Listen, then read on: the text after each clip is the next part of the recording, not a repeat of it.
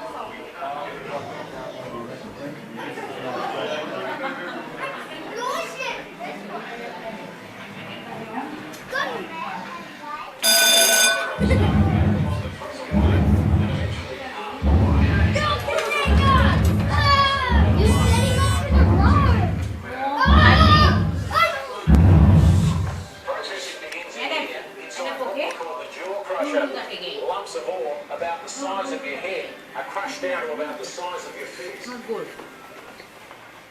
After crushing, the ore is mixed with water, which carries it down and travels down and ends up under one of these 10 little standing heads. Now these things go up and down day and night. And they eventually crush the ore into a very fine sand. We're pretty lucky actually that these things aren't working today, because if they were, it'd be deafening in here. It's a large trough which is filled with mercury. This is what it looks like. Mercury can chemically trap gold in what's called the caramel. Now the mercury in the trough beneath the washed on out of the trough in the slurry.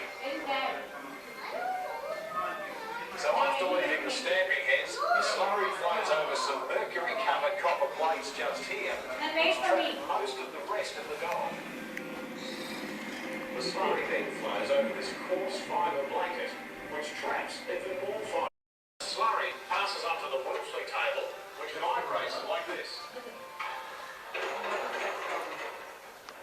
These vibrations can separate any really fine gold and other valuable minerals in a narrow stream, which is easily gold. What are you doing? Yeah, let's go, Mama. The city built on gold and the rush to discover its hidden.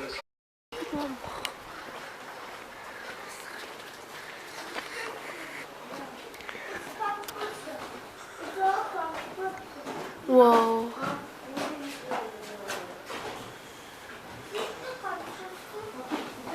That is so big. Photo dina.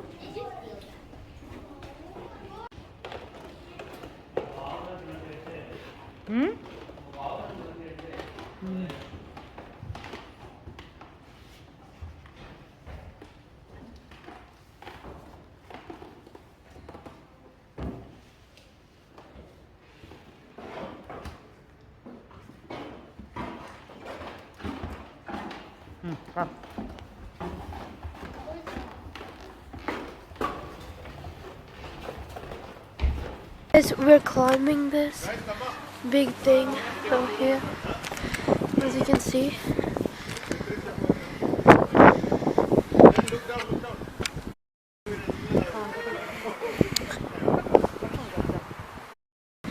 Guys, we went up the stairs and now we're here and we're going through this, as you can see. Gayatri, careful.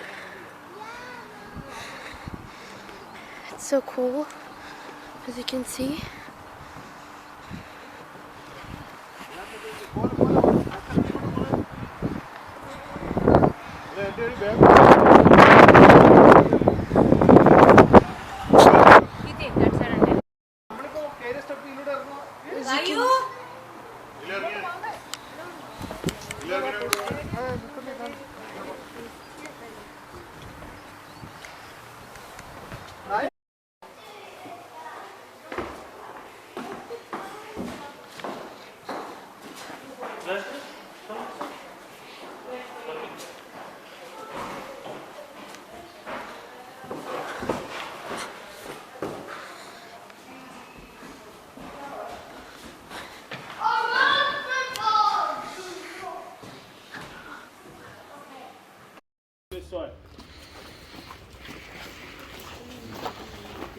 Thanks, Jeremy.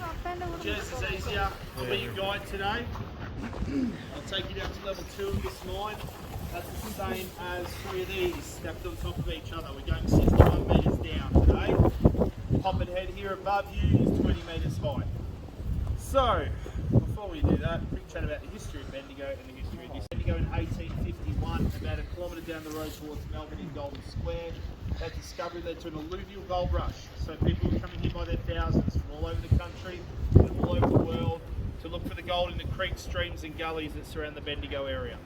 Because there were so many thousands of people looking for that alluvial gold, within about 5 years it started to get harder to find, started to peter out. By that stage, a lot of the miners had realised that a lot of the gold they were finding was still attached to quartz. You all know what quartz is. If you're not sure, see the big chunk of white rock next to Nathan, the other guide there. The white rock is quartz. All of Bendigo's gold starts in that type of rock. All Australia's gold starts in that type of rock. The majority of the world's gold starts in that type of rock. So the miners are finding a lot of gold still attached to that type of rock in the creeks and the streams. They realise the association between the two. The early days of Bendigo, there were big outcrops of quartz up on the surface. The miners figured out there was gold in there, so they started to blow them apart with explosives to get the gold out. That's why there's none left now. Once they'd gone through all those outcrops, they'd realised that the outcrops kept going deeper, so they followed them, and you end up with a mine like this. This is a hard rock quartz mine. We're mining the quartz reefs deep underneath the city. This is the kind of mining that Bendigo is famous for. This is the kind of mining that produced most of Bendigo's gold. Bendigo is the richest gold field in all of Australia. More gold has come from here than any other gold field in Australia. The most productive part of it stretches 15 k's north-south, 4 k's east-west. We have the largest concentration of deep mines here in Bendigo than anywhere else in the world. Over 5,600 registered gold mines in a 15 kilometre by 4 kilometre area. Average depth of those mines is 800 metres deep. Deepest mine in Bendigo, Victoria Quartz mine, bottomed out in the 1890s at 1,406 metres deep. It was the deepest mine of its type anywhere in the world. There are over 10 mines in Bendigo over a K deep. To give you a comparison, Ballarat, where everyone thinks all the gold in Victoria came from, had no mines over a K deep. So very deep mining, very extensive mining on the Bendigo compared to other places. This mine where you are today, the Central Deborah, is pretty shallow really compared to Bendigo standards. 422 metres down to the bottom of the hole just there. Notice the 2 cages in there. We'll talk about them later on. There's 17 levels in this mine. We're going to level 2 out of 17 today, so don't freak out on me. What makes this mine a bit significant is it was the second last mine to close on the Bendigo goldfield in the old days of mining, in the historical time period. This mine operated between 1939 and December of 1954. When this mine closed down, it pretty much finished up 103 years of continuous gold production on the Bendigo goldfield. In that 103 years, the Bendigo goldfield produced over 720 tonnes of gold. Or if you want to talk kilograms, that's 720,000 kilograms of gold. It's a lot of gold. Compare it to other places in Victoria. Second best Castlemaine with 210 tonnes, third best Ballarat with 180 tonnes. Bendigo produced more than 3 times the gold of the next best place in Victoria in that historical time period. Over a third of all of Victoria's gold has come from the Bendigo goldfield. Bendigo goldfield is still producing gold to this day. There's a modern mine about 15 minutes drive away out of Fosterville, part of the Bendigo goldfield. It's the most productive gold mine in the whole of Australia right now. Because of their gold production out of Fosterville, within the last year, Bendigo has overtaken Kalgoorlie. The only place that competes with Bendigo for the amount of gold the goldfield has produced is Kalgoorlie in Western Australia. And we've overtaken them again, so Bendigo wins. Yay! Yay! Way better than a little bit, just to give everyone a little bit of space. I don't want everyone crushed or anything. Okay, so this lift's going to be a bit noisy. Starts with the jump, finishes with the jump. Totally normal, okay? Nothing to worry about. Keep your fingers on the inside of the mesh of a lift at all times for me. Minute and 15 seconds to get there. Enjoy the ride. Are we ready? Yep. Yes. 3, 2. It's okay, Auntie. It's okay. It's gonna be okay. Alright now. I can't see. I am wearing the crazy jacket. It's okay. It's okay. It's gonna be okay.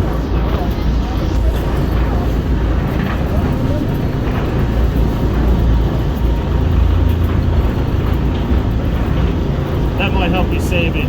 Thank you.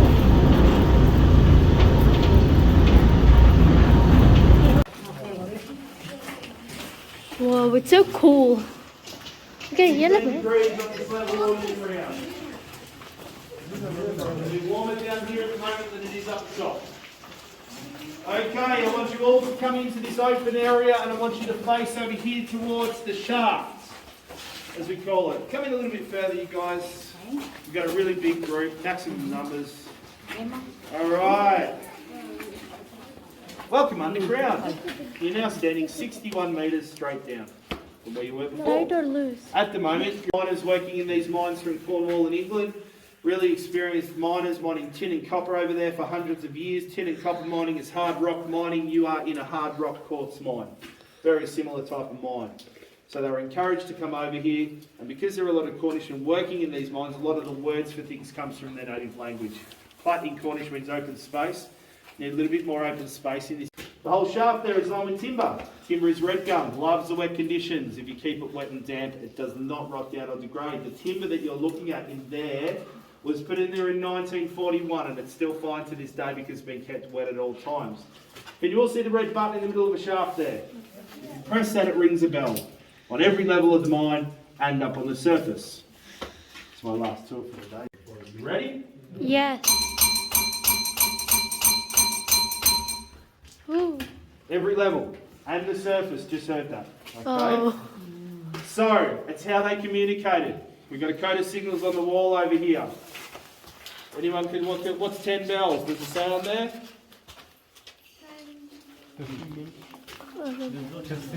Testing bells. So I just did a test then.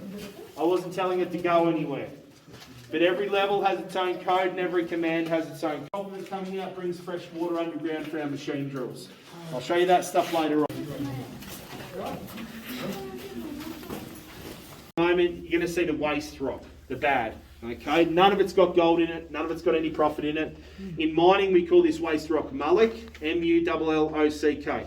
Okay, but what you're actually looking at here is either sandstone or slate. Both sandstone and slate are sedimentary rocks. What that means is they're formed at the bottom of an ocean. Formed, scientists tell us, between 480 to 500 million years ago, so it's very old rock. Tour for the week. That's a split set pin before it goes in. Oh, whoa. That's long. I'm going to put it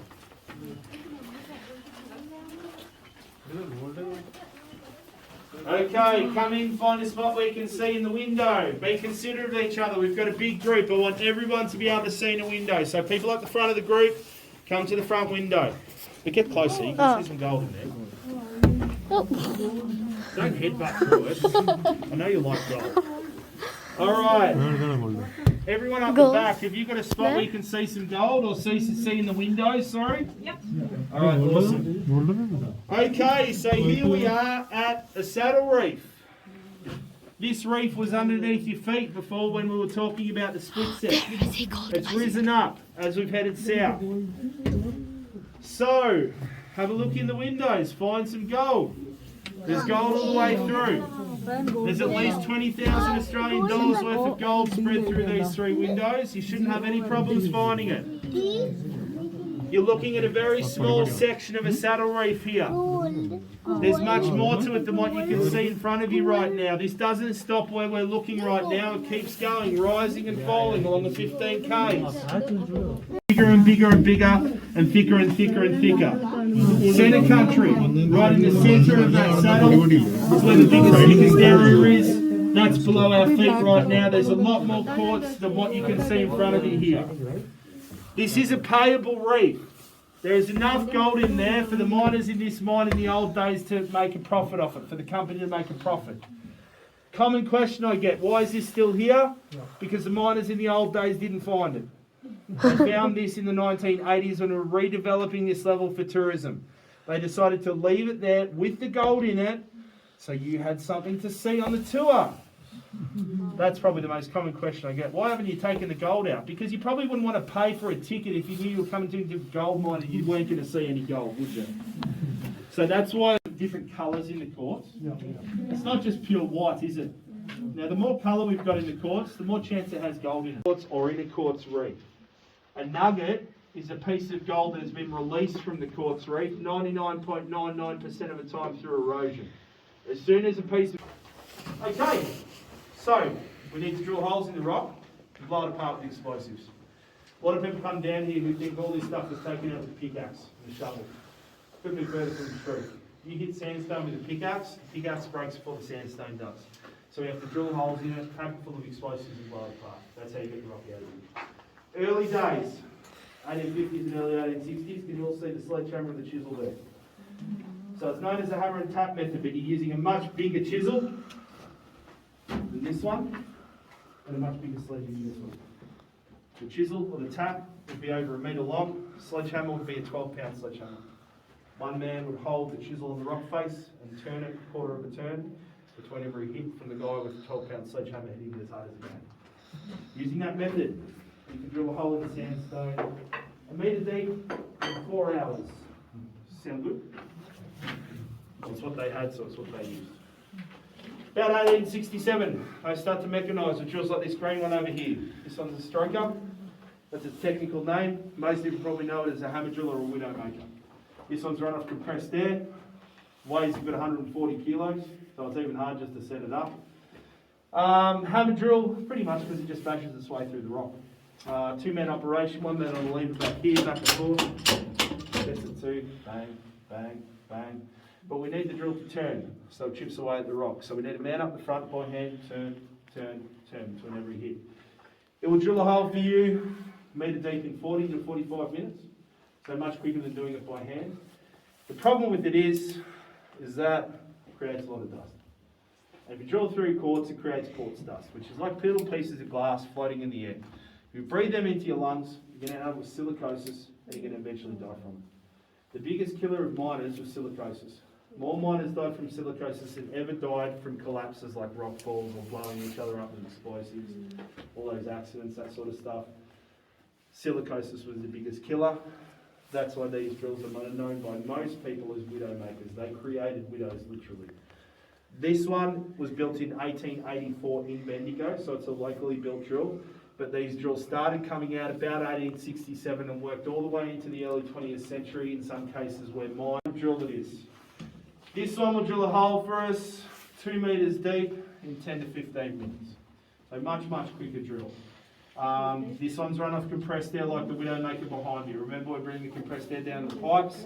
We've also got this small pipe here for fresh water. We're going to run that through this connection here. It's going to go through the drill and out the end of the drill still into the hole we're drilling as we're drilling it. That has many... Okay.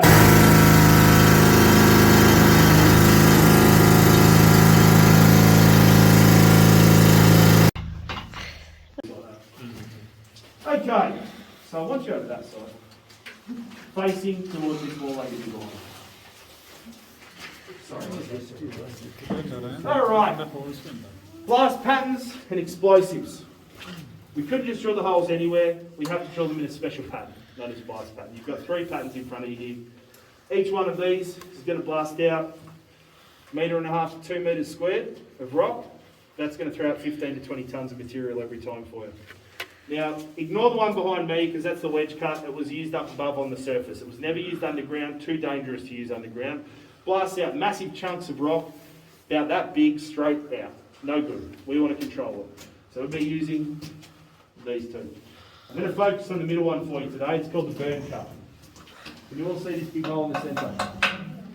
That is the central post hole. So you can see how big it is on this side. Let's say we're going to blast out 1.5 metres squared of rock. Okay? As big as it is on this side, it goes all the way in, straight in, 1.5 metres deep. Now, that's where our rock's going to get blasted to. If we don't have anywhere for our rock to go in that 1.5 metres squared, and we set the explosives off, does anyone want to have a guess where it's going to go? Yeah, you're right. Straight out. It's the only option for it. We don't want that because then we lose the control over it. So we want to control it as much as possible. So the hole in the middle is really important. That's where our rock's going to go. That's how we're going to control it. The explosions happen when the lights come on. If you watch the burn cut in the middle, 2 holes go off at once every half second, moving away from the weakness point in the centre and blowing the rock in towards it. Finally, down the bottom, we've got lifters. We'll just pick up all the broken rock and throw it out in a nice pile ready to get removed. If you guys worked here in the old days, you always worked in a crew of 2 miners. A crew would normally have 3 main jobs to do on a normal day. The holes. You would be drilling the pattern in the corner over there, the Bendigo drag. It's an early version of the one we're focusing on in the middle, the burn cut, but it pretty much works the same way. You're going to have 15 holes to drill. Each one is going to be about 1.5 metres deep. Yep. That is what we call a primer. Okay, so we need 3 things. A stick of gelignite, which would normally be from the end there to maybe about out there. We need a safety fuse. This would be 2 metres long. And we also need a detonator. You see it on my thumb there. It's not very big. That's a det, or a detonator. It's what gunpowder is. So they're the 3 things we need. We crimp the detonator to the end of the fuse like it is there. We then make a hole in the end of the gelignite stick with a sharpened piece of dowel or wood. We feed the end of the safety fuse with the detonator into the hole. We tighten it all up around it. Gelignite's like a hard, stiff putty. 2, 1, burn cut in the middle.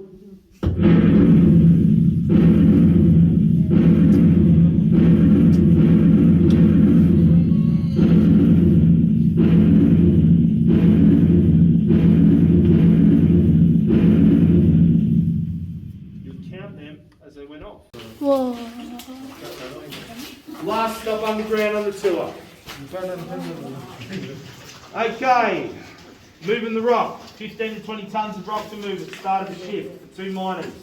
Normally taking about 4 hours to get the rock out.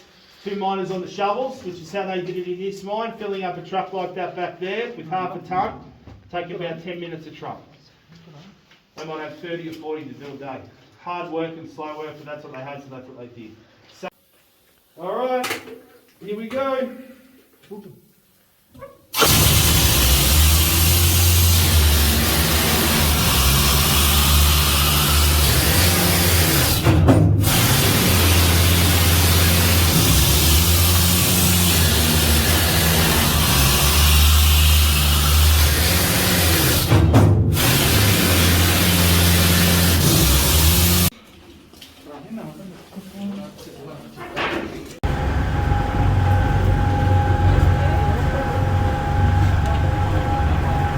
Okay guys, we're back home.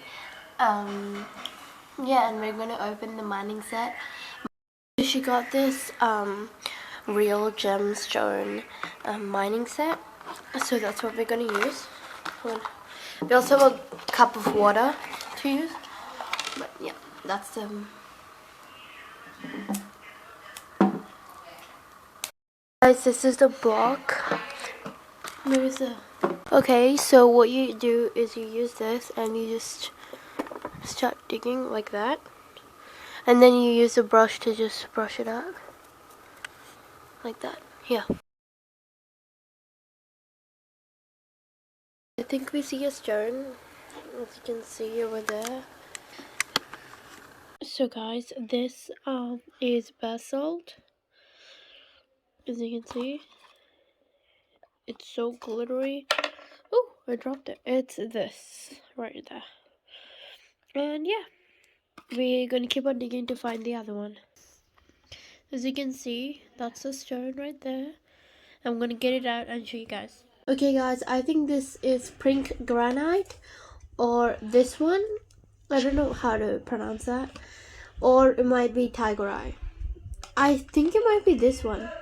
Okay guys, so I got a couple of things, so I just wanted to show you guys. So let's start with this. So this is what I got in the pottery shop. It's quite hard doing it one-handed. So these are all like local businesses.